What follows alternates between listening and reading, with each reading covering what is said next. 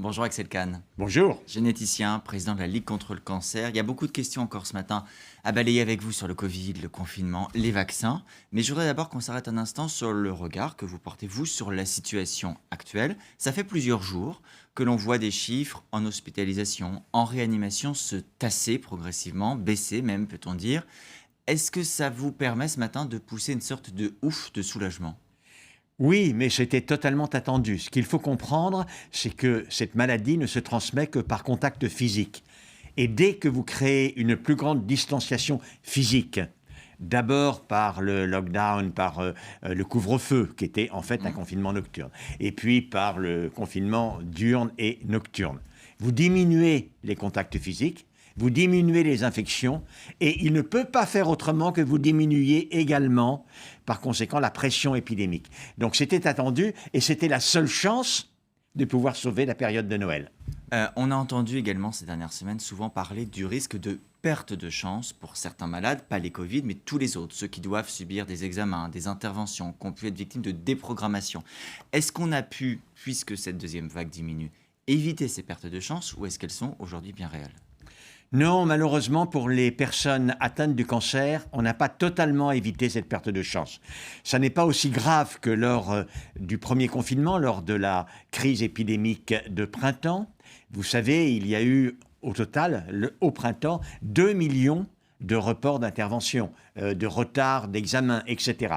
Mais nous venons de faire une enquête à la Ligue. Il y a encore 30% des personnes, plus de 1000 personnes, qui nous ont répondu, qui nous indiquent qu'il y a eu des retards dans les examens, retards dans les opérations, et dans certains domaines, c'est encore pire que tout. Tout d'abord, lorsque les dépistages systématiques, par exemple par mammographie, ont été arrêtés, bien évidemment, les diagnostics par dépistage systématique des cancers du sein n'ont pas été faits. Et il y a un domaine qui est extrêmement préoccupant, c'est que les coloscopies, les endoscopies coliques, notamment pour le cancer colorectal, ont pratiquement été totalement supprimées durant le confinement et ne sont jamais revenus à la normale et à nouveau sont extrêmement perturbés. Et donc, des polypes qui ne sont pas encore des cancers ne vont pas être enlevés, ne vont pas être détectés. Et nous sommes extrêmement inquiets quant aux conséquences sur cette maladie-là. Mais est-ce que vous êtes capable de nous dire de manière terrible, ça veut dire que demain, on aura X dizaines, centaines, milliers de morts supplémentaires sur ces maladies ? Centaines de milliers de morts, non. Mais il y a une absolue certitude qu'il y aura plusieurs milliers de morts supplémentaires par cancer, qu'il n'aurait dû y en avoir s'il n'y avait pas eu la Covid. On va parler à présent maintenant de ce qu'il faut faire dans les jours à venir. Vous avez dit que le confinement a montré son efficacité. On arrive au moment où il va être allégé. Le président de la République doit s'exprimer demain à 20h. Il est très attendu. On comprend bien qu'on va aller vers une réouverture des commerces, même si la date doit encore être précisée par le chef de l'État. Est-ce que vous dites que c'est une bonne chose ou est-ce que vous dites attention, on a là le risque de reprise de l'épidémie ? La réouverture des commerces, elle est indispensable pour des raisons économiques, puisqu'il y a des professions entières qui font plus de 50% de leur chiffre d'affaires sur la période de Noël. Et donc, c'était sacrificiel. Et la raison pour laquelle j'étais favorable, effectivement, à ce que l'on serre les vis au mois de novembre, et même, je pensais qu'il fallait le faire un peu avant, c'était notamment pour sauver la période de Noël. Cela étant dit, il faut surtout ne pas faire ce que l'on a fait en mai dernier. En mai, juin, juillet, août, c'est-à-dire pousser un ouf de soulagement et en réalité recommencer à vivre comme si presque de rien n'était. Parce que alors, la recontamination, elle est certaine, je vous rappelle, on se contamine par contact direct. Et il faut, malgré la reprise des activités économiques vitales pour des personnes, il faut absolument que nous essayions de toutes les manières de diminuer les contacts physiques. Alors, le vital, c'est aussi quelque chose de subjectif. On a vu ce week-end encore des catholiques se mobiliser en disant on veut pouvoir reprendre les messes. Qu'est-ce que vous dites à ces personnes ? Je n'ai rien à dire sur leur foi, je les comprends.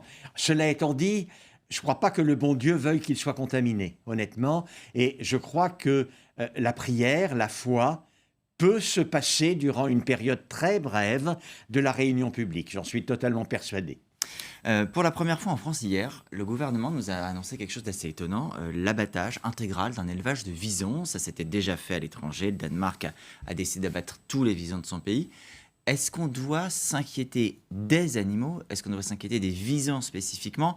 Je rappelle, et puis vous serez plus expert que moi pour le préciser, que ce qui est en risque chez les visons, c'est une mutation génétique avec la crainte qu'elle pourrait rendre le vaccin demain peut-être moins efficace parce qu'on aurait des formes de virus trop différentes qui circuleraient.